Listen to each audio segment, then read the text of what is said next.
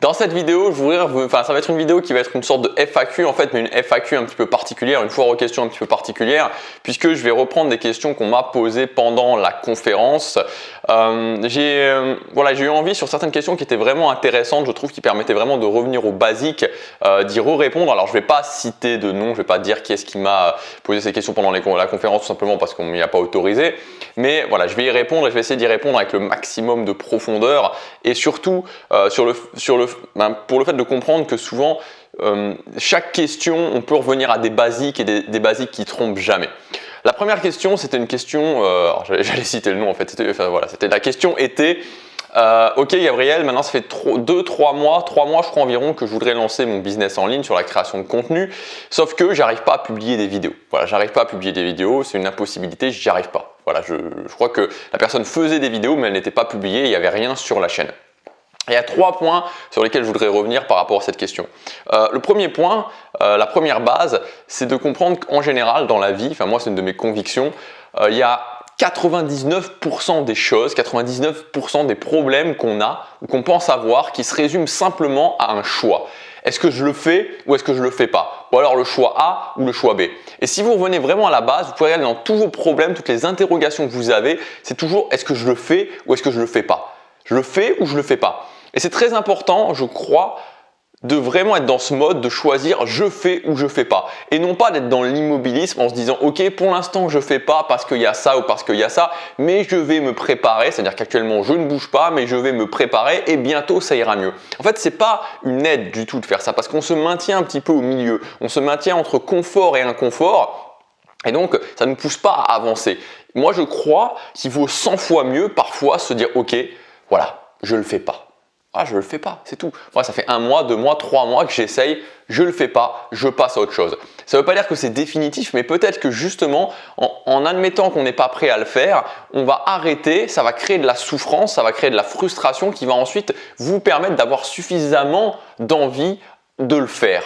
Alors que tant qu'on est tant qu'on se maintient dans une certaine illusion, parce que parfois c'est ça, c'est-à-dire qu'on se maintient dans une illusion, on se dit « Ah oui, je vais le faire, et bientôt ». Ah oui, bientôt, je vais le faire. Ah bah dans 1 mois, dans 2 mois. On peut se dire, je vais le faire dans 2 mois. Et tous les 2 mois, ça recule. C'est-à-dire que quand on est en janvier, je vais le faire en mars. Quand on est en mars, je vais le faire en mai. Et ça continue à reculer au fur et à mesure qu'on avance. On s'en sort jamais. On est toujours dans cette illusion. Et à un moment donné, on se réveille, on se dit, mince, mais ça fait 2 ans ou 3 ans que je veux faire ça. Je fais rien de ma vie, j'avance pas. C'est parce qu'on se maintient dans l'illusion. Je le fais ou je le fais pas. C'est pas bien ou c'est pas mal, c'est beaucoup plus productif de se dire à un moment donné, j'en suis pas capable, je le fais pas, je passe à autre chose et on verra ensuite. Ça c'est le premier point par rapport à cette question. Le deuxième point, c'est de comprendre que dans la vie, une des choses qui bloque énormément, c'est de donner plus d'importance à l'avis des autres qu'à son propre avis. Moi je crois qu'on sait tous au fond de nous ce qu'on veut. Je crois qu'on sait tous dans notre cœur, on a une certaine inspiration de ce qu'on veut.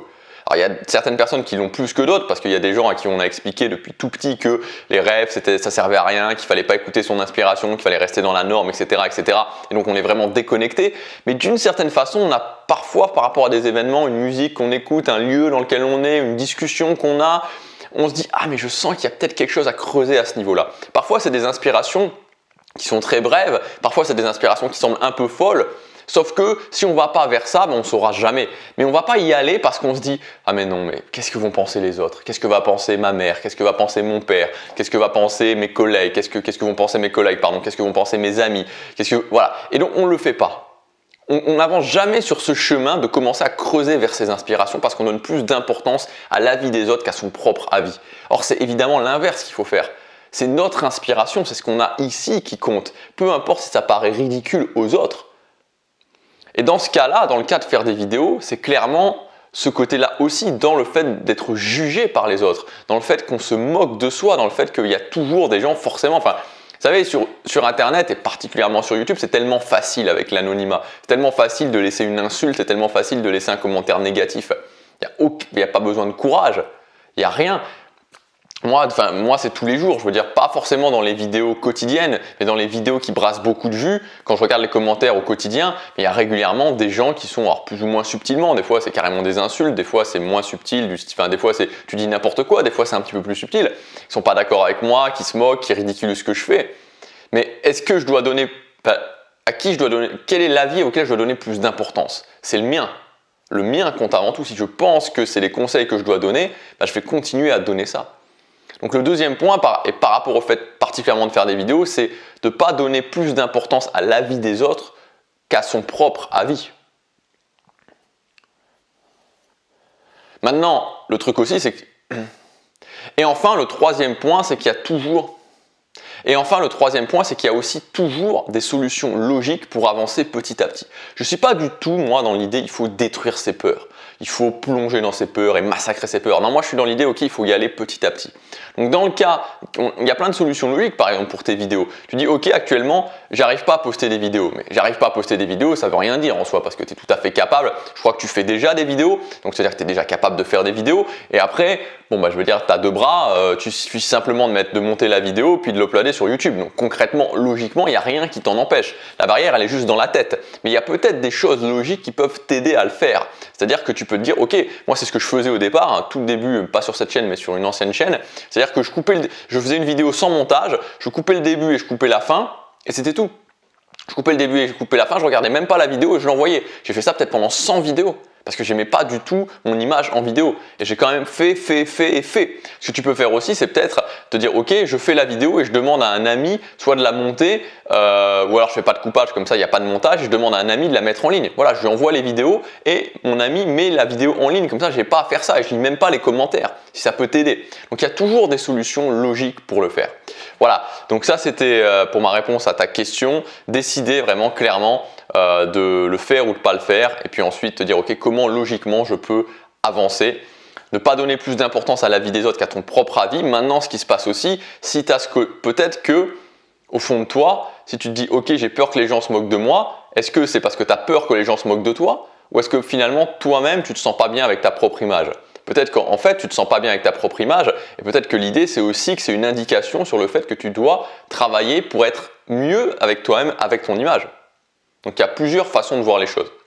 La deuxième question à laquelle je voudrais répondre, on m'a posé cette question qui était ok, j'arrive pas à me coucher tôt le soir. En fait, l'idée c'est ça, je me couche toujours trop tard le soir et j'arrive pas à me coucher plus tôt. Et je voudrais me lever plus tôt le matin. Et en fait, l'idée c'est un petit peu ce que j'ai dit, c'est-à-dire que c'est une question de pourquoi. C'est-à-dire, est-ce que tu veux vraiment te coucher tôt le soir? Est-ce que tu le veux vraiment? Parce que moi, je crois qu'il y a quelque chose qui nous tue vraiment dans notre société actuelle, c'est le milieu. C'est le plus ou moins confortable. Il y a beaucoup de gens qui sont pris au piège, qui sont prisonniers de ce plus ou moins confortable. C'est-à-dire qu'ils voudraient faire des choses, mais ils sont trop confortables pour le faire et pas assez inconfortables. C'est-à-dire que c'est la balance plaisir-souffrance. Plaisir-souffrance. Est-ce que j'ai suffisamment de plaisir? Est-ce que j'ai suffisamment d'envie de le faire? Et en même temps, est-ce que je vais souffrir énormément si je ne le fais pas? Vous savez, maintenant j'ai discuté avec pas mal de gens, notamment des entrepreneurs du net, qui ont fait des choses souvent qui inspirent beaucoup de gens. Et ce que j'ai pu noter, c'est que ces gens-là, très régulièrement, étaient à des niveaux de souffrance extrêmement élevés. Moi-même, j'en fais partie. C'est-à-dire que si à un moment donné, je suis vraiment passé à l'action, c'est parce que j'étais à un niveau de souffrance tel que je me disais, je peux plus continuer comme ça. Je peux plus. C'était plus possible pour moi de continuer comme ça. Vraiment plus possible. Je me suis dit, je vais finir par sombrer, je vais finir par déprimer et je vais plus être capable de rien faire. Donc il faut bien le voir. Il faut bien voir que atteindre des objectifs qui en soi sont pas forcément faciles, comme se coucher tôt et se lever tôt, se coucher tôt le soir et se lever tôt tous les matins. C'est des choses où il faut vraiment le vouloir. Il faut vraiment le vouloir. Il faut avoir un haut niveau de plaisir, un haut niveau de pourquoi, et en même temps une souffrance qui va vraiment être vraiment très très forte si jamais je le fais pas. Tant qu'on est trop équilibré entre j'ai pas suffisamment de plaisir, j'ai pas suffisamment de souffrance, on le fait pas, c'est tout, on le fait pas. C'est juste parce qu'on est humain et qu'on cherche avant tout le confort et que donc on va pas le faire. Donc la vraie question à se poser, c'est de se dire ok, par rapport au fait de se lever tôt, de coucher tôt le soir pour pouvoir se lever tôt le matin, ou peu importe en fait, peu importe l'objectif, finalement, est-ce que j'ai vraiment suffisamment de plaisir? Est-ce que je veux vraiment de me coucher tôt le soir? Mais vraiment, pas juste ah oui ça serait sympa parce que non, est-ce que je le veux vraiment?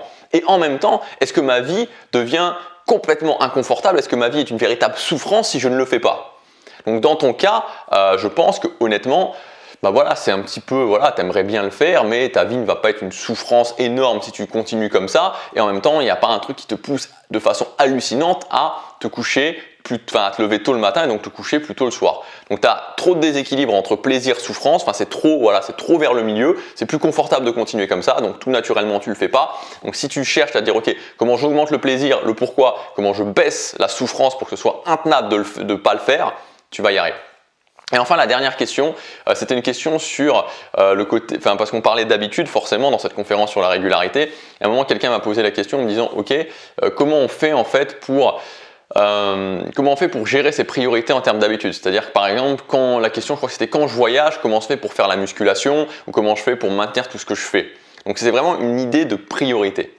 Et alors, il faut comprendre qu'au niveau des habitudes, il faut être assez flexible dans le sens où on peut pas, à la fois il faut avoir des priorités et en même temps être flexible. C'est-à-dire que les priorités, il faut savoir ce qu'on veut en priorité. Si vous ne savez pas ce que vous voulez en priorité, vous ne pouvez pas définir qu'est-ce que vous devez faire concrètement et donc vous allez toujours vous dire est-ce que ça c'est vraiment important, est-ce que ça c'est vraiment important. Donc être très clair sur ses priorités et quand on a un emploi du temps très chargé, se dire ok je vais juste faire ça ou juste faire ça.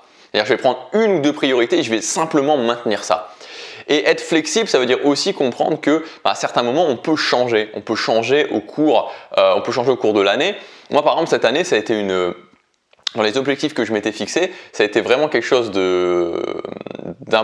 pas d'important, mais c'est quelque chose qui m'est apparu, c'est vraiment quelque chose qui m'est apparu parce que j'avais un objectif qui était de passer plus de 3 mois en Asie cette année, donc de voyager vraiment, de faire beaucoup de voyages, et en même temps j'avais un objectif qui était de passer les 100 kg au développé couché, donc la musculation.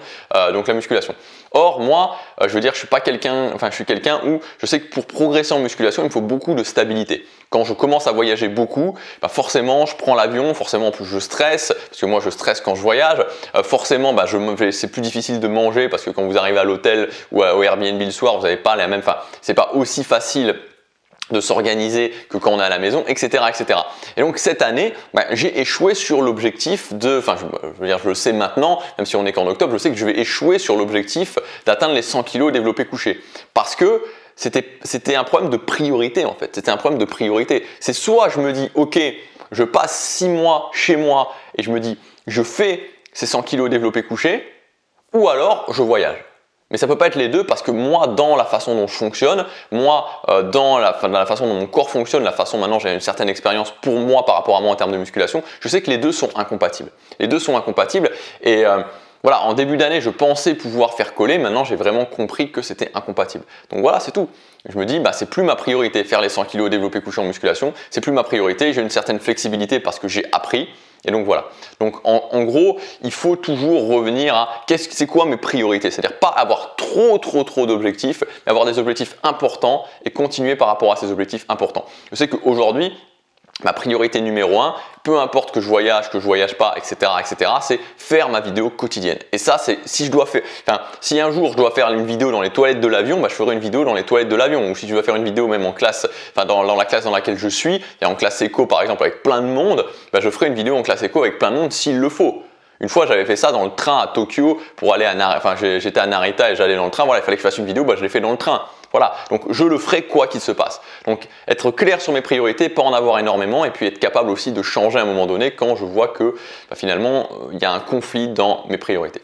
Voilà pour cette vidéo, je vous dis à bientôt pour la prochaine. Passez à l'action, chaque jour compte.